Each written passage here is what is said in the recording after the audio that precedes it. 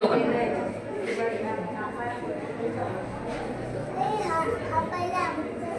वाटणी झाली का नव्हती?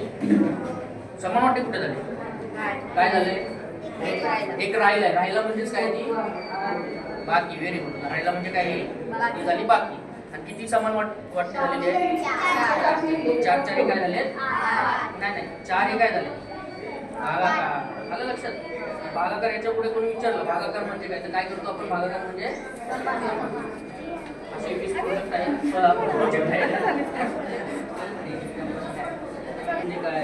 चौकोन म्हणजे काय? तुम्ही पहिलीला असं चौकोन आहे ते पहिलीच त्यांना माहित नसतं त्रिकोण म्हणजे काय. तर आपण बोलतो हा त्रिकोण आहे, ते पण हा त्रिकोण आहे. तर त्रिकोण का त्याला म्हणतात? तर आपण काय केलेलं ते काड्या दिलेल्या आणि त्यांना मुलांना सांगायचं की या काड्या तुम्ही घ्या, त्याच्यामध्ये इन्सर्ट कर. इन्सर्ट केल्यानंतर इथे एक होतं ते राहिले समजा.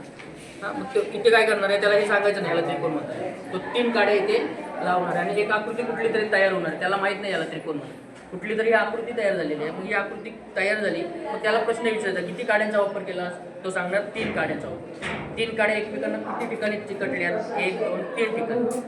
3 काड्या म्हणजे 3 बाजू आणि 3 ठिकाणी चिकटले म्हणजे 3 त्याचे कोण. मग 3 कोण आणि 3 बाजू म्हणून त्याला आपण काय म्हणतो? त्रिकोण. असे पहिले दुसरीचे कन्सेप्ट लहान वयातच आपण हे केलं तर काय होतं की पुढं तुम्हाला गणित सोपं वाटायचं. आणि गाडी याच्यासाठी की खाऊची गाडी आली बघा, आपण सगळे एकत्र होतो ना असे. तसंच गणिताच्या गाडीकडे सगळे माझी मुलं एकत्र झाली पाहिजे आणि त्याला गणित आवडतं झालं पाहिजे, त्यासाठी ही गाडी म्हणतो.